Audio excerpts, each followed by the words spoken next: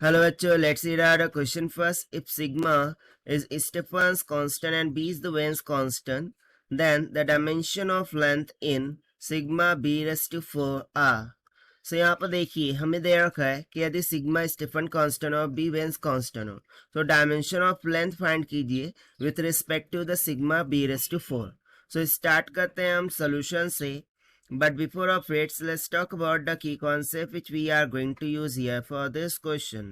So if you remember Stefan's formula, उसमें हमें क्या मिला था कि एनर्जी पर यूनिट एरिया पर unit time, this is nothing but is equals to sigma times of T raise to 4 होता है, जहाँ पर सिग्मा तो स्टीफन कांस्टेंट है और टी क्या है, temperature.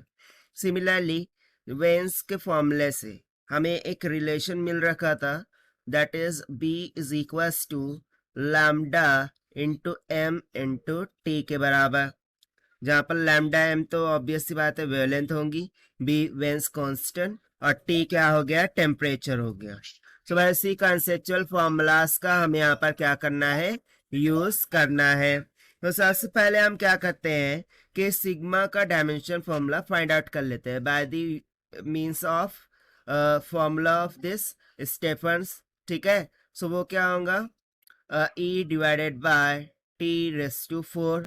So this is equals to ना, एनर्जी का डायमेंशन फॉर्मूला तो सभी को पता है, that is M L square और टी का -2. ठीक है, डिवाइडेड बाय और टी रेस टू 4 है, क्या है, टी रेस टू 4. सो ये हो जाएगा एल का square into T multiply by और 1 बाय टी रेस टू 4 का कितना हो जाएगा, 1 बाय के रेस टू का 4 हो जाएगा. So this will be equals to, sorry actually देखिए एम एल का स्क्वायर टी का -2 divided by L square into T, ये एनर्जी के लिए है और ये 1 बाय के रेस टू 4 हमने टी रेस टू 4 के लिए लिखा है. ठीक है ना.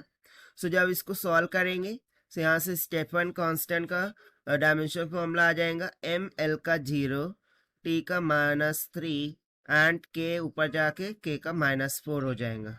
ठीक है, ये स्टेफन कांस्टेंट के लिए हमें डायमेंशनल फॉर्मूला मिल गया. अब सिमिलरली हम क्या करेंगे कि जो वेन्स कांस्टेंट है दैट इज बी, उसका भी डायमेंशनल फॉर्मूला लिख लेंगे. सो उसके लिए तो कुछ लिखना ही नहीं पड़ेगा, that is dimension of B will be equals to lambda M है और टी है. सो लैम्डा मीटर में मेजर करते हैं, सो मीटर के लिए हो जाएगा एल और टी का सिंपली क्या हो गया, केल्विन. ठीक है ना, के बोले तो यहाँ पर केल्विन है, सो डोंट बी कंफ्यूज. ठीक, के बोले तो यहाँ पर केल्विन है, राइट. सो बस हमें यहाँ पर डायमेंशन फॉर्मूला मिल चुका है. हमें क्या फाइंड करना था कि sigma into B raise to 4. ठीक है ना. So this will be equals to sigma कितना है, सो एम एल का 0, टी का पावर -3 एंड के का -4. ठीक है ना, multiply by B raise to 4 यानी कि एल इंटू के that whole bracket raise to power 4 हो जाएगा. सो इसको कंबाइन कर लेते हैं. सो यहाँ पर हो जाएगा एम एल का 0 और यहाँ से एल का पावर 4 आ जाएगा. ठीक है ना. सो एल का पावर 4 प्लस 0 यानी कि एल रेस टू 0 प्लस 4 हो गया और यहाँ से टी का पावर -3 तो एज इट इज रहेगा और के का -4 और यहाँ से के का +4. सो +4 -4 कैंसिल हो जाएगा, सिंपली कितना हो जाएगा, के का पावर 0 हो गया. सो अकॉर्डिंग टू क्वेश्चन हमें इसमें जो डायमेंशन फाइंड करना था वो किसका फाइंड करना था, लेंथ का. सो यहाँ पर हम सिंपली बोल सकेंगे कि भाई dimension of length, dimension of length in sigma b raised to power 4 will be equals to l का पावर 4.